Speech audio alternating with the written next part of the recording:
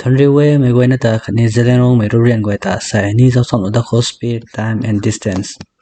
Okay, any question ko thom ko zalo ko unit conversion a kilometer per hour krina meter per second ko ne sa to multiply 5 by 18 slow may 5 by 18 to with multiply ga no so sa mo ga na ko zalo ko kilometer per hour hai meter per second ko pa ma ko 1 kilometer hai 1000 meter re khani 1 hour hai 60 into 60 seconds se kum thala mai calculation su kai me ko loi me ko hai 5 by 18 gang pani kum zero ko 5 by 18 multiply so to nge khor na ko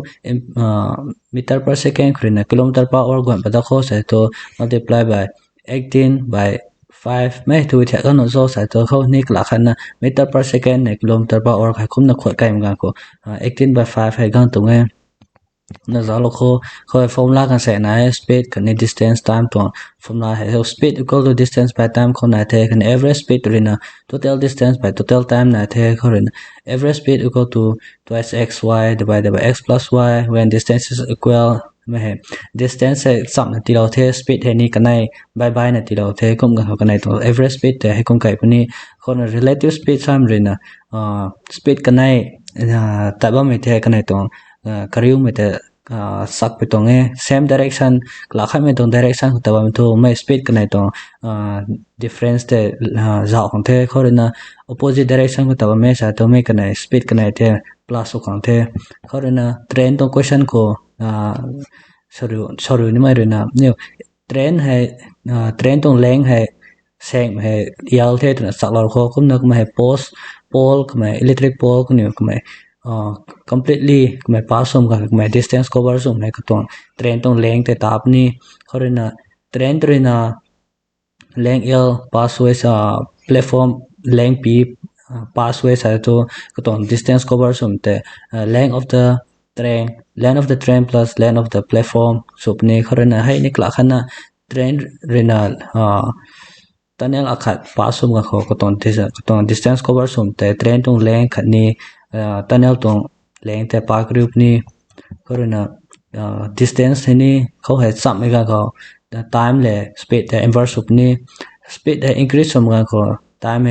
decrease up ni khani time increase som ga ko speed the decrease up ni kum sa tong inversely proportional sa me tho khona ra liam question ko na bam the the ratio of speed 3 ratios is 2:3 is to 4 what is the ratio of the time taken by the 3 ratios to cover the same distance ho hai speed tong ratio na the 2:3:4 na the or na time tong ratio ni siu no phupat nuk ne the exam do kho question ko same distance hai to speed kane time reciprocal company 1/2 1/3 1/4 hai 2 3 4 tong LCM hai to 12 the me 12 na multiply kho slow ko ni 12 me sa to 2 6 is 12 2 3 3 4 is 12 4 3 is 12 me sa to 6 is to 4 is to 3 na the option B is option the correct zalo do ko two runners cover the same distance at a rate of 10 km per hour and 15 km per hour respectively. Find the distance traveled when one takes 16 minutes longer than the other. However, mai pu gan nai khat nai a b sam ha hai kan nai tong speed ratio te he okay 10 km per hour to na nai khat nei khorina 15 km per hour to na nai um to distance hai same distance te question ko til bam te mai sa to time to ratio hi ni chiu na pu pa ko mai 10 hai ni 2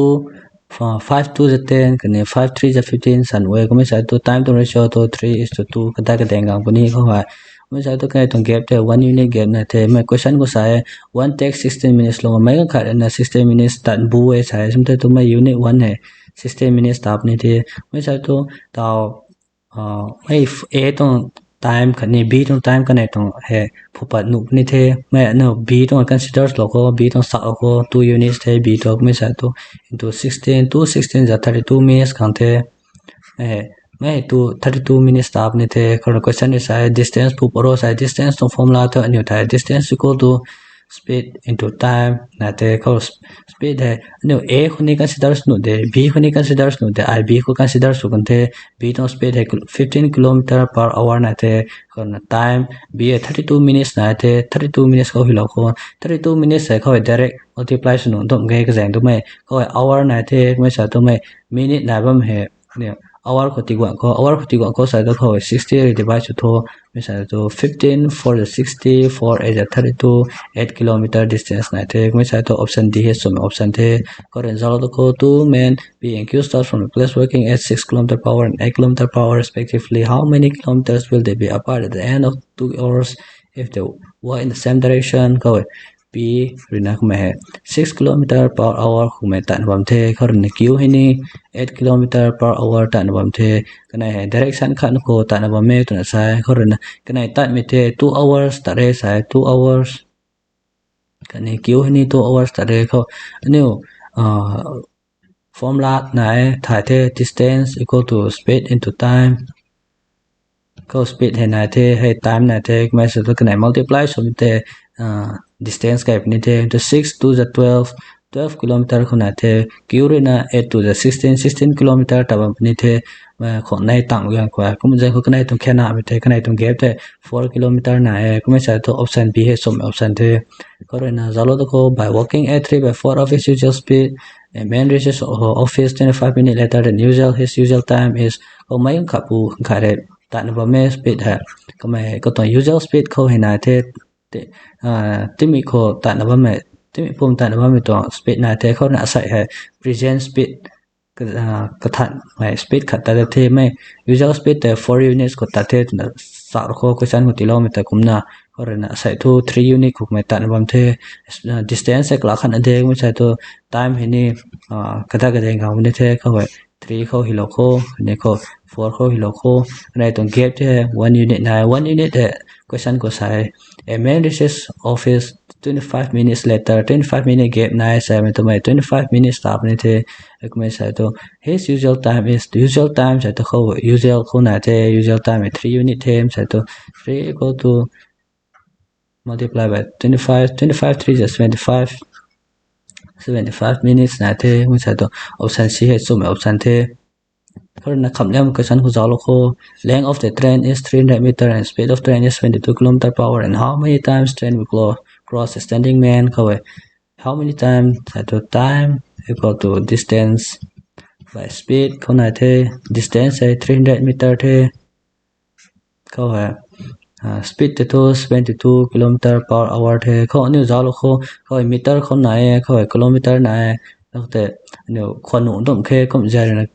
kilometer per hour है meter per second को गुणा block meter per second गुणा को साइड तो 72 है directly multiply by 5 by 18 सो लोग को पिरो ने 300 meter को ने थे ओए 9 8 is 72 9 2 is 18 2 4 is 8 we said 300 divided by 4 into 5 equal to 300 divided by 20 0 0 2 15 equal to 15 seconds mới sai to option A so option the ve asai to khorina loi mi suk ni the video he guide to tong na the like slow subscribe slow khani share slow tong ku the